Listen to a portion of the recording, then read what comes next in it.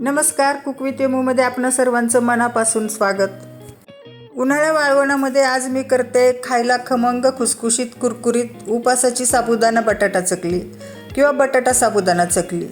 साबुदाणा भिजत घालण्यापासून ते चकली तळेपर्यंत सर्व कृती आणि लागणाऱ्या साहित्याचं नेमकं प्रमाण दिल्यामुळं तुम्ही पहिल्यांदा जरी चकली करत असाल तरी बिघडण्याची अजिबात शक्यता नाही। त्यामुळे व्हिडिओ शेवटपर्यंत बघा।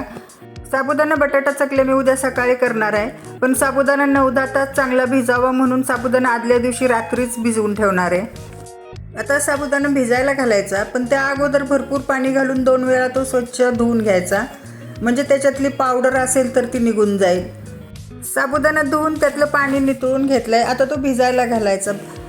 भिजायला घालताना साबुदाणा बुडून 1/2 इंच पाणी वर राहील इतपतच घालायचं, तेवढ्या पाण्यात तो बरोबर भिजला जातो। हे बघा, हे पाणी थोडं कमी वाटते म्हणून अजून थोडं घालते। हे साबुदाणा पूर्ण भिजून 1/2 इंच पाणी वर शिल्लक राहतंय। आता त्याच्यावर झाकण ठेवून तो रात्रभर भिजू द्यायचा। दुसऱ्या दिवशी सकाळी पातेल्यावरचं झाकण काढून बघू, साबुदाणा भरपूर फुगलेला आहे आणि तो चांगला भिजलेला पण आहे। आता चमच्याने त्याला मोकळा करून घेऊ। हे बघा, हा सगळा साबुदाणा मोकळा झाला। चकलीसाठी इथं मी अर्धा किलो साबुदाण्यासाठी स्वच्छ धुवून 1 किलो बटाटे घेतलेत, म्हणजे साबुदाण्याच्या दुप्पट बटाटे। हे प्रमाण अगदी योग्य आहे। आता हे बटाटे एकदम मऊ असे उकडून घ्यायचे। मी कुकरमध्ये बटाटे अर्धे करून घातलेत। आता त्याच्या मीडियम गॅसवर 4 शिट्ट्या करून घ्यायच्या। बटाटे उकडायला ठेवलेल्या कुकरच्या शिट्ट्या होत आहेत, तोपर्यंत आपण साबुदाणा शिजवून घ्यायचा। त्याच्यासाठी मी इथे जाड मोठा कुकर घेतलाय। त्यामध्ये सुरुवातीला 1.5 ग्लास पाणी घालायचं। साबुदाणा शिजायला अजून पाणी लागणार आहे, पण जसं लागेल तसं गरम पाणी त्यामध्ये घालत जायचं। मीडियम गॅसवर कुकर ठेवलाय। त्यामध्ये साबुदाण्यापुरतं मीठ घालायचं।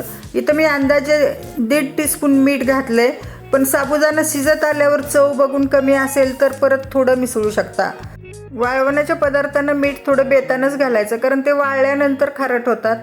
मिठानंतर लगेचच लाल मिरची पावडर टाकायची। इथं मी अंदाजे 2 टीस्पून एवढं एव्हरेस्टचं तिखा लाल टाकले। त्याचं प्रमाण तुमच्या आवडीनुसार कमी जास्त करू शकता, पण इथे मी घातलेल्या 2 टीस्पून मिरची पावडरनी चकली बऱ्यापैकी तिखट आणि खमंग होते। पळीनं तिखट मीठ पाण्यात मिसळून घ्यायचं आणि आता गॅस बारीक करून मोकळा केलेला साबुदाणा त्यामध्ये घालायचा। सगळा साबुदाणा घालून झालाय। पळीने साबुदाणा तिखट मिठाच्या पाण्यात मिसळून घ्यायचा। गॅस मिडियम करून सारखा हलवत त्याला शिजवून घ्यायचा। तो आत्ता पांढरा दिसतोय, पण तो जसा शिजत जाईल तसा त्याचा पांढरा रंग जाऊन तो पारदर्शक दिसायला लागेल। यामध्ये मीठ एकदमच कमी वाटतंय, म्हणून मी अर्धा टीस्पून मीठ घातलंय। तेही हलवून घ्यायचं। मिश्रण हलवताना थोडं घट्ट वाटते, म्हणून त्यामध्ये अर्धा ग्लास गरम पाणी टाकलंय आणि ते मिसळून घ्यायचं। हे मिश्रण आता सरसरीत झालंय। आता गॅस बारीक करून कुकरवर झाकण ठेवून 10 मिनिटं साबुदाणा शिजवून घ्यायचा। अधूनमधून त्याला हलवत राहायचं, म्हणजे तो खाली लागणार नाही। 10 मिनिटं झालेत, झाकण काढून बघू। साबुदाणा चांगला शिजलेला आहे, तो ट्रान्सपरंट पण झाला आहे। आता हा साबुदाण्याचा कुकर थोडा वेळ बाजूला ठेवून बटाटे शिजायला घातलेला कुकर थंड झाला आहे। बटाटे शिजलेत का बघू।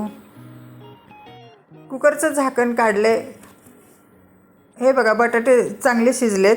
आता ते थंड करण्यासाठी दुसऱ्या प्लेटमध्ये काढून ठेवू। बटाटे थंड झालेत, आता त्याची साल काढून घ्यायची। हे याप्रमाणे सगळ्या बटाट्याची साल काढून घेते। हे सगळ्या बटाट्याची साल काढून झाली। बटाटे आणि साबुदाणा एकत्र मिसळण्यासाठी परात घेतली। बटाटे पहिले आता किसणीने किसून घ्यायचे। मोठ्या होलनी अजिबात किसायचे नाहीत। हे बटाटे मी याप्रमाणे सगळे किसून घेते।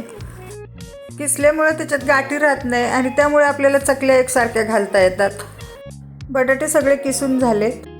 साबुदाणा शिजवताना साबुदाण्यापुरतं त्यात मीठ घातले। आता बटाट्यामध्ये बटाट्यापुरतं मीठ घालायचं। इथं मी अंदाजे 1 टीस्पून मीठ घातलंय। हे मीठ सगळं बटाट्यामध्ये मिसळून घ्यायचं। आता त्यामध्ये शिजवलेला साबुदाणा घालायचा। हा सगळा साबुदाणा परतीत घेतला। आता हातानेच दोन्ही एकत्र चांगले मिसळून घ्यायचे।